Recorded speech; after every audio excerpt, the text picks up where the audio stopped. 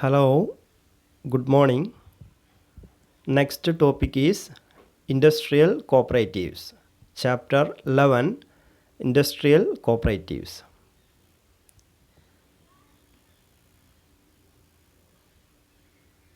Industrial cooperatives are also known as producers' cooperatives.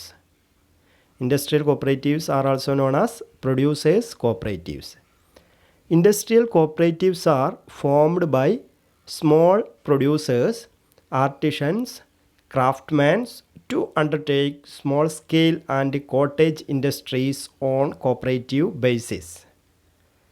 Industrial cooperatives are formed by small producers, artisans, craftsmen to undertake small-scale and cottage industries on cooperative basis. Cooperative basisൽ cottage ഇൻഡസ്ട്രീസും small scale ഇൻഡസ്ട്രീസും ആരംഭിക്കുന്നതിന് വേണ്ടിയിട്ട് small പ്രൊഡ്യൂസേഴ്സും ആർട്ടിഷനും അതുപോലെ തന്നെ ക്രാഫ്റ്റ്മാൻസും ഇത്തരത്തിലുള്ള ആളുകൾ form ചെയ്യുന്ന കോപ്പറേറ്റീവ് സൊസൈറ്റികളാണ് ഇൻഡസ്ട്രിയൽ കോപ്പറേറ്റീവ്സ് എന്ന് പറയുന്നത്. സ്മോൾ സ്കെയിൽ ഇൻഡസ്ട്രീസ് എന്ന് പറയുമ്പം ചെറുകിട വ്യവസായങ്ങൾ, കോട്ടേജ് ഇൻഡസ്ട്രീസ് എന്ന് പറയുമ്പം കുടിൽ വ്യവസായങ്ങൾ. അപ്പോൾ ഇത്തരത്തിലുള്ള ചെറുകിട വ്യവസായങ്ങളും കുടിൽ വ്യവസായങ്ങളുമൊക്കെ ആരംഭിക്കുന്നതിന് വേണ്ടി സ്മോൾ പ്രൊഡ്യൂസേഴ്സും ആർട്ടിഷനും അതുപോലെ തന്നെ ക്രാഫ്റ്റ്മാൻസും ഒക്കെ ചേർന്നുകൊണ്ട് രൂപീകരിക്കുന്ന കോപ്പറേറ്റീവ് സൊസൈറ്റികളാണ് ഇൻഡസ്ട്രിയൽ കോപ്പറേറ്റീവ്സ് എന്ന് പറയുന്നത്. They are formed with the object of eliminating the capitalistic class from the system of industrial production. Industrial പ്രൊഡക്ഷനിൽ നിന്ന്, വ്യാവസായിക ഉൽപ്പാദന രീതിയിൽ നിന്ന്, സംവിധാനത്തിൽ നിന്ന് ക്യാപിറ്റലിസ്റ്റിക് ക്ലാസ്സിനെ എലിമിനേറ്റ് ചെയ്യണം. ക്യാപിറ്റലിസ്റ്റിക് ക്ലാസ് എന്ന് പറഞ്ഞു കഴിഞ്ഞാൽ എന്താ? മുതലാളിത്ത വിഭാഗം. ഓക്കെ, മുതലാളിത്തവൽക്കരണം എന്ന് പറയുമ്പം അതിനകത്ത് വരിക സ്വകാര്യ വ്യക്തികൾക്ക് കൂടുതൽ പ്രാധാന്യം നൽകുന്ന രീതിയാണ്, അല്ലേ? ക്യാപിറ്റലിസം എല്ലാം നമ്മൾ പഠിച്ചതാണ്. ക്യാപിറ്റലിസത്തിൽ എന്താ പറഞ്ഞിരുന്നത്? The main economic decisions are taken by the private individuals. ഒരു ക്യാപിറ്റലിസ്റ്റിക് കൺട്രിയെ സംബന്ധിച്ചിടത്തോളം അവിടെ എല്ലാ പ്രധാനപ്പെട്ട തീരുമാനങ്ങളും അല്ലെങ്കിൽ എല്ലാ കാര്യങ്ങളും കൈകാര്യം ചെയ്യുന്നത് സ്വകാര്യ വ്യക്തികളായിരിക്കും, അതല്ലെങ്കിൽ മുതലാളിമാരായിരിക്കും. അപ്പോൾ അത്തരത്തിൽ ഈ വ്യാവസായിക മേഖലയിലും മുതലാളിത്തവൽക്കരണം നടന്നു കഴിഞ്ഞിട്ടുണ്ടെങ്കിൽ ചെറുകിട വ്യവസായങ്ങൾക്ക് ഉയർന്നു വരാൻ കഴിയില്ല. ഇപ്പോൾ ചെറുകിട വ്യവസായങ്ങൾ, ചില ഇൻഡസ്ട്രീസ് എല്ലാം തന്നെ സ്മോൾ സ്കെയിൽ ഇൻഡസ്ട്രിയൽ സെക്ടറിൽ മാത്രമേ ചെയ്യാൻ പറ്റുകയുള്ളൂ. അതിൽ വൻതോതിലുള്ള ഇൻവെസ്റ്റ്മെൻറ്റ് നടത്തി വൻതോതിലുള്ള പ്രൊഡക്ഷൻ നടന്നു കഴിഞ്ഞാൽ ഒരുപാട് ആളുകൾക്ക് തൊഴിലവസരങ്ങൾ നഷ്ടപ്പെടും. സ്മോൾ സ്കെയിൽ ഇൻഡസ്ട്രിയൽ സെക്ടർ അതിൻ്റെ ഇമ്പോർട്ടൻസും കാര്യങ്ങളൊക്കെ പറഞ്ഞപ്പോൾ നമ്മൾ പറഞ്ഞിട്ടുണ്ടായിരുന്നു. അത് ഒത്തിരി തൊഴിലവസരങ്ങൾ നൽകുന്ന ഒരു മേഖലയാണ്.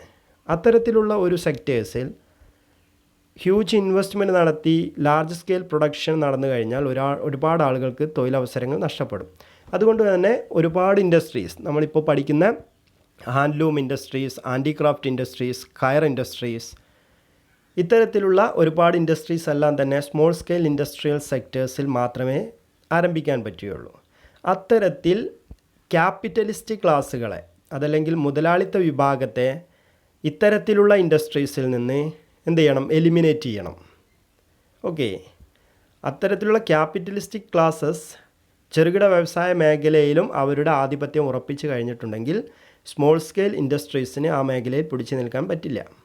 അവരെ സംബന്ധിച്ചിടത്തോളം അവരുടെ സ്ഥാപനങ്ങൾ പൂട്ടിപ്പോവേണ്ടി വരും. കാരണം ലാർജ് സ്കെയിൽ പ്രൊഡക്ഷൻ നടത്തുമ്പോൾ ബൾക്ക് ക്വാണ്ടിറ്റി ഒരുപാട് ഉൽപ്പാദിപ്പിക്കുന്ന സമയത്ത് ഒരു പ്രോഡക്റ്റിൻ്റെ പെർ കോസ്റ്റ്, ഒരു യൂണിറ്റിൻ്റെ വില എന്ന് പറയുന്നത് വളരെ ചുരുക്കമായിരിക്കും. നമ്മളൊരു 100 യൂണിറ്റ് ഒരുമിച്ചുണ്ടാക്കുന്നതും 1000 യൂണിറ്റ് ഒരുമിച്ചുണ്ടാക്കുന്നതും മാറ്റമുണ്ട്. 100 യൂണിറ്റ് ഒരുമിച്ചുണ്ടാക്കുമ്പോൾ ഒരു പ്രോഡക്റ്റിന് 15 രൂപ വില വരുമെങ്കിൽ 1000 യൂണിറ്റ് ആ പ്രോഡക്റ്റുകൾ ഒരുമിച്ചുണ്ടാക്കുമ്പം അതിൻ്റെ പെർ യൂണിറ്റ് കോസ്റ്റ് എന്ന് പറയുന്നത് 15 രൂപ എന്നുള്ളത് 10 രൂപയിലേക്ക് കൊണ്ടുവരാൻ പറ്റും. കാരണം അവിടെ മിഷനറിയുടെ ഓപ്പറേഷൻ കോസ്റ്റ് എന്ന് പറയുന്നത് കോമൺ ആയിട്ടാണ്. അത് 1000 യൂണിറ്റും 100 യൂണിറ്റ് ഉണ്ടാകുകയാണെങ്കിലും 1000 യൂണിറ്റ് ഉണ്ടാവുകയാണെങ്കിലും അതിൻ്റെ ഓപ്പറേഷൻ കോസ്റ്റ് കമ്പാരിറ്റീവ്ലി വലിയ മാറ്റം ഉണ്ടാവില്ല. അതുകൊണ്ട് തന്നെ per unit cost bulk quantity ഒരുമിച്ച് ഉണ്ടാക്കുമ്പോൾ എന്ത് ചെയ്യും? കുറയാൻ പറ്റും. അതുകൊണ്ട് തന്നെ ക്യാപിറ്റലിസ്റ്റിക് സിസ്റ്റം, അതല്ലെങ്കിൽ മുതലാളിത്തവൽക്കരണം സ്മോൾ സ്കെയിൽ ഇൻഡസ്ട്രിയൽ സെക്ടറിൽ ആരംഭിച്ചു കഴിഞ്ഞാൽ അല്ലെങ്കിൽ കടന്നു വന്നാൽ സ്മോൾ സ്കെയിൽ ഇൻഡസ്ട്രീസിന് നിലനിൽപ്പുണ്ടാവില്ല. അതുകൊണ്ട് തന്നെ the main object of industrial cooperative is to eliminate the capitalistic class from the system of industrial production. Small scale industrial പ്രൊഡക്ഷനിൽ ക്യാപിറ്റലിസ്റ്റ് ക്ലാസിൻ്റെ, മുതലാളിത്ത വിഭാഗത്തിൻ്റെ പങ്കാളിത്തം ഇല്ലാതാക്കി അവരെ എലിമിനേറ്റ് ചെയ്യണം, അതിൽ നിന്ന് ഇല്ലാതാക്കണം. ഇതാണ് ഇൻഡസ്ട്രിയൽ കോപ്പറേറ്റീവ്സിൻ്റെ എയിം, അല്ലെങ്കിൽ അത് ഫോം ചെയ്തതിൻ്റെ ഒബ്ജക്റ്റായിട്ട് പറയുന്നത്. ഓക്കെ, ദെൻ നെക്സ്റ്റ് നമ്മൾക്ക് ഡിസ്കസ് ചെയ്യേണ്ടത് ഒബ്ജക്റ്റീവ്സ് ഓഫ് ഇൻഡസ്ട്രിയൽ കോപ്പറേറ്റീവ്സ്. ഒരു 6 പോയിൻ്റ് ഇവിടെ പറഞ്ഞിട്ടുണ്ട്, നോക്കാം. Industrial cooperatives provide large number of employment opportunities. Small scale industrial സെക്ടറിൽ ഒരുപാട് തൊഴിലവസരങ്ങൾ ഉണ്ടാക്കുന്നുണ്ട്. അതാണ് ഒന്നാമത്തെ ഒബ്ജക്റ്റ് പറയുന്നത്. It provide large number of employment opportunities. Second, achieve the economical and social objective of the society. ഇതിലൂടെ സൊസൈറ്റിയുടെ social and economic object achieve ചെയ്യാൻ സാധിക്കുന്നുണ്ട്. തൊഴിലാളികൾക്ക് ഒരുപാട് തൊഴിലവസരങ്ങൾ കിട്ടുന്നു, അതിലൂടെ അവരുടെ ലിവിങ് സ്റ്റാൻഡേർഡ് ഉയരുന്നു, അതുപോലെ തന്നെ അവരുടെ എക്കണോമിക് സ്റ്റാറ്റസ് ഉയരുന്നു. അതിലൂടെ എന്ത് ചെയ്യുന്നുണ്ട്? To achieve the economical and social objective of the society. Then third, promotion of small scale and cottage industries. Industrial cooperatives നിലവിൽ വന്നതോടുകൂടി സ്മോൾ സ്കെയിൽ ഇൻഡസ്ട്രീസിൻ്റെയും കോട്ടേജ് ഇൻഡസ്ട്രീസിൻ്റെയും പ്രൊമോഷന് സഹായിച്ചിട്ടുണ്ട്. ഓക്കെ, സ്മോൾ സ്കെയിൽ ഇൻഡസ്ട്രി, ചെറുകിട വ്യവസായം, കോട്ടേജ് ഇൻഡസ്ട്രി, കുടിൽ വ്യവസായങ്ങളുടെയും ഒക്കെ പ്രൊമോഷന് ഇൻഡസ്ട്രിയൽ കോപ്പറേറ്റീവ് സൊസൈറ്റികൾ സഹായിക്കുന്നുണ്ട്. Third, to increase the production by avoiding strike and lockouts. Strike, lockout പോലുള്ള കാര്യങ്ങൾ ഒഴിവാക്കിക്കൊണ്ട് എന്ത് ചെയ്യുന്നുണ്ട്? പ്രൊഡക്ഷൻ ഇൻക്രീസ് ചെയ്യാൻ സഹായിക്കുന്നുണ്ട്. വലിയ തോതിലുള്ള പ്രൊഡക്ഷൻ നടക്കുന്ന വലിയ സ്ഥാപനങ്ങളെ സംബന്ധിച്ചിടത്തോളം അവിടെ ഒരുപാട് തൊഴിലാളികളുണ്ടാവും. അപ്പോൾ അവർ ഒരുപാട് തരത്തിലുള്ള സ്ട്രൈക്സും ലോക്കൗട്ട്സ് പോലുള്ള കാര്യങ്ങളൊക്കെ നടത്താറുണ്ട്. നമ്മൾ ട്രേഡ് യൂണിയൻസുകളൊക്കെ കേട്ടിട്ടില്ലേ? ട്രേഡ് യൂണിയനുകൾ അഡോപ്റ്റ് ചെയ്യുന്ന പ്രധാനപ്പെട്ട ഒരു സമരമാർഗ്ഗമാണ് സ്ട്രൈക്കൊക്കെ.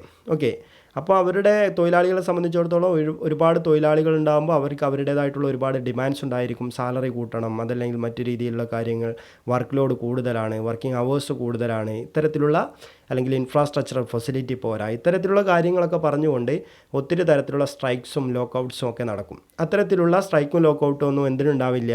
സ്മോൾ സ്കെയിൽ ഇൻഡസ്ട്രിയൽ സെക്ടറിൽ ഉണ്ടാവില്ല. കാരണം അവിടെ വളരെ കുറച്ച് ആളുകൾ മാത്രമേ വർക്ക് ചെയ്യുന്നുള്ളൂ എന്നുള്ളത് കൊണ്ടാണ്. ഓക്കെ, അപ്പോൾ increase the production by avoiding strike, lockouts.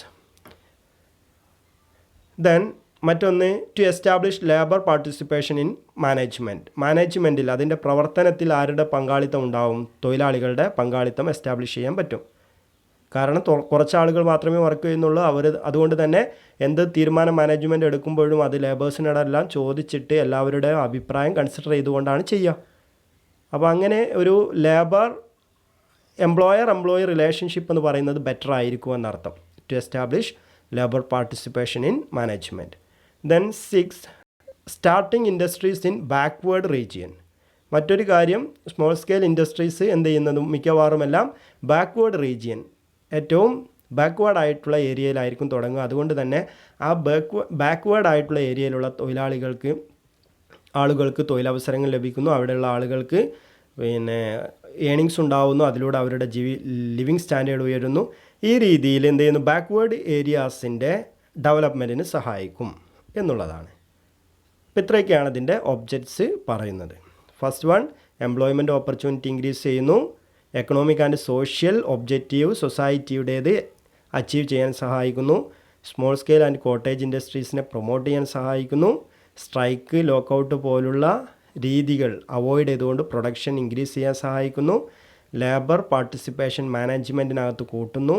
Then industrial cooperatives മിക്കവാറും തുടങ്ങുന്നത് ബാക്ക്വേർഡ് ഏരിയ ആയിരിക്കും. അതുകൊണ്ട് തന്നെ it helps in development in backward region. ഇത്രയുമാണ് ഇതിൻ്റെ ഒബ്ജക്ട്സ് ആയിട്ട് പറയുന്നത്. നെക്സ്റ്റ് അഡ്വാൻറ്റേജ് ആണ്, അത് നമുക്ക് അടുത്തൊരു വീഡിയോയിൽ ചെയ്യാം. Okay, thank you.